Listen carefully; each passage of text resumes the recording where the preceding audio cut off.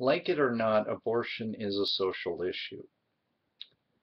On some levels, talking to some pro-lifers, I can understand that some, and I've never said all of pro-lifers are full of BS, but some do truly cherish life. And I don't think that there's honestly anything 100% wrong with that, but it's hard to be pro-life and not be contradictory.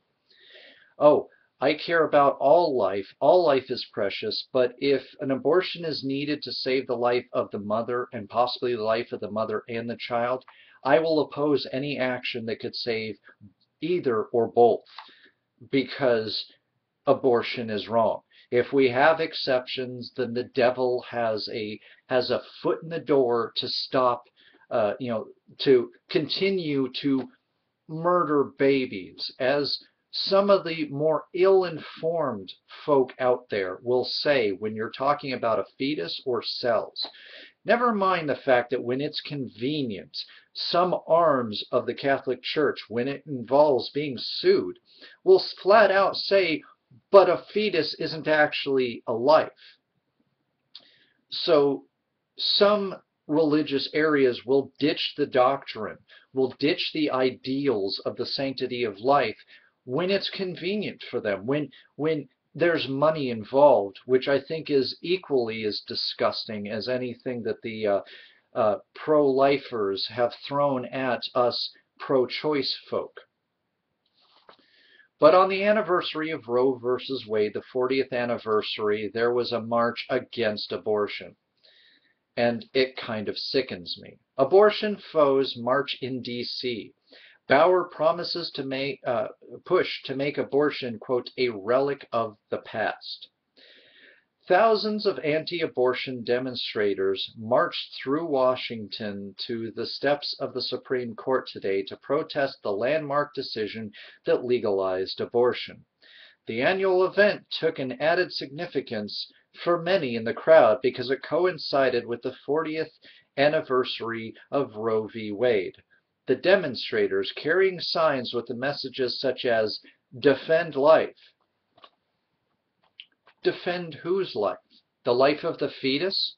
The life of the boy who, once he's born, you don't care about his body autonomy, but yet if circumcision is talked about for the female girl, it's barbaric, but if it's for the boy, then it's medically necessary, which I'll get into that on my circumcision videos in the future, talking about how much of a myth that actually is and how much of bullcrap that is. But I digress. Do you care about the welfare, the programs out there to care for that child throughout its life?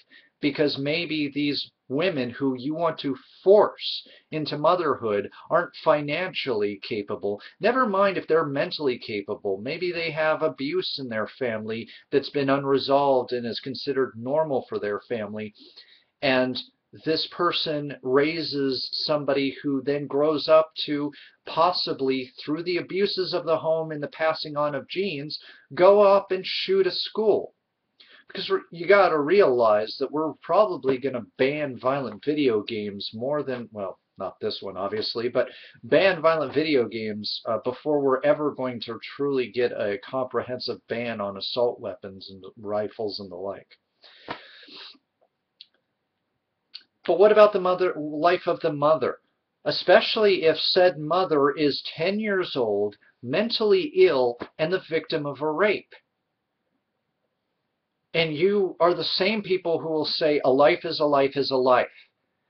Why would God, of all people, give a mentally ill 10-year-old her rapist baby, and this is a gift? How can you possibly even begin to justify that kind of ludicrous and frankly disgusting ideals? What if that little girl dies during childbirth? You think a 10-year-old's body is capable of sustaining childbirth? What about that 10-year-old's life? She's still a child. Does she not count? Oh, no, we can't have any exceptions because exceptions are the devil's work, aren't they?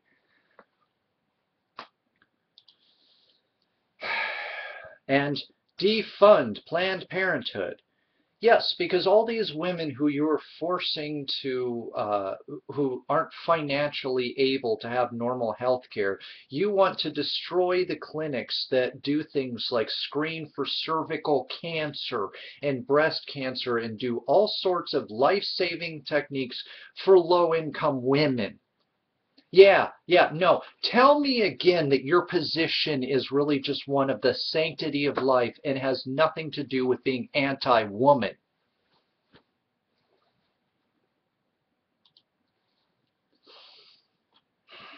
Sorry. This just pisses me off. Shout chants including, hey, hey, ho, ho, Roe v. Wade has to go. They packed the National Mall and surrounded the streets for the March of Life. There's an irony if ever I heard one, but I digress. John Bauer, excuse me, addressed the crowd via video and promised to push for a permanent ban on the use of federal funds for abortion, but that's just part of the picture, he added. It's become more and more important for us to share the truth with our young people. What truth? What truth? The truth that a cluster of cells is a fully grown human being, and to kill that with, say, the morning after pill, or to prevent that from happening, is as bad as murdering a full-grown adult or a full-grown child? Yeah, that's really true. That life begins at conception, that all these things combine into a fully grown person is in these cells, and therefore that needs our protection, that the life of the mother, the mother's body autonomy means nothing the moment she has somebody else inside of her. Sexual innuendo out of the way, of course.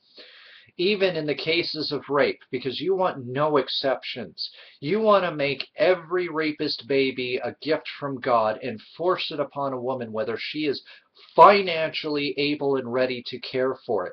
And then you want to cut the programs that would allow that woman to be able to do things like go back to school or get onto her feet and get off of the system because you don't care about the baby the moment that it is born.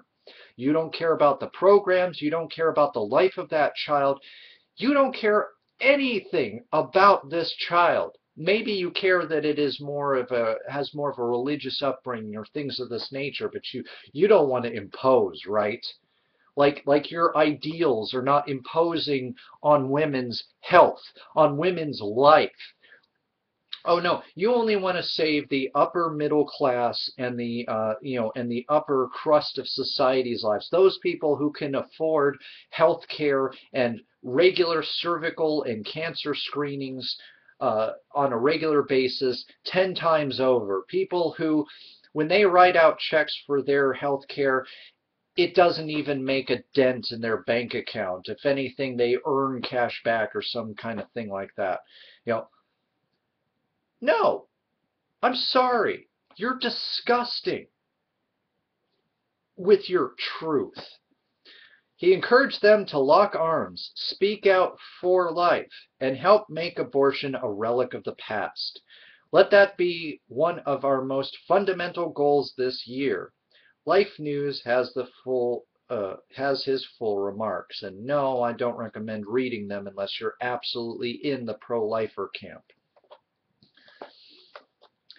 You know what happened when abortion was considered a relic of the past, when it was prohibited?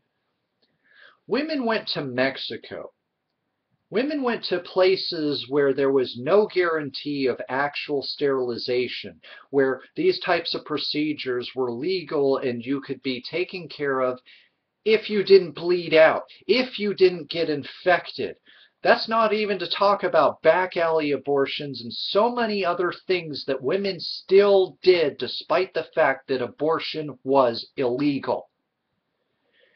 You want to put women so far back that you don't care about the life of the woman. If she's pregnant and she dies in some sort of back alley abortion, well, it's her own fault.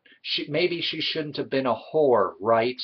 Because she's a slut. She deserves no kind of sympathy because she's not married. And if she is married, then she's still somehow a bad and immoral person if she decides that I can't afford to feed myself and my husband. How am I going to afford to feed this baby? And no, I'm not going to overburden the already overburdened adoption and orphanages by forcing them to take my child and having us have to pay for the. What truth? What truth, Bauer? What freaking truth? Because everything I've heard, everything I've read, especially from places like Life News, is bolstered on nothing but morality and this idea that every sperm is sacred, that I should feel bad if I masturbate because I'm killing thousands of potential lives, not to mention the whole ludicrous idea, the whole very ludicrous idea that if a woman has a miscarriage, she should be brought up on criminal charges. You women out there, you know your bodies.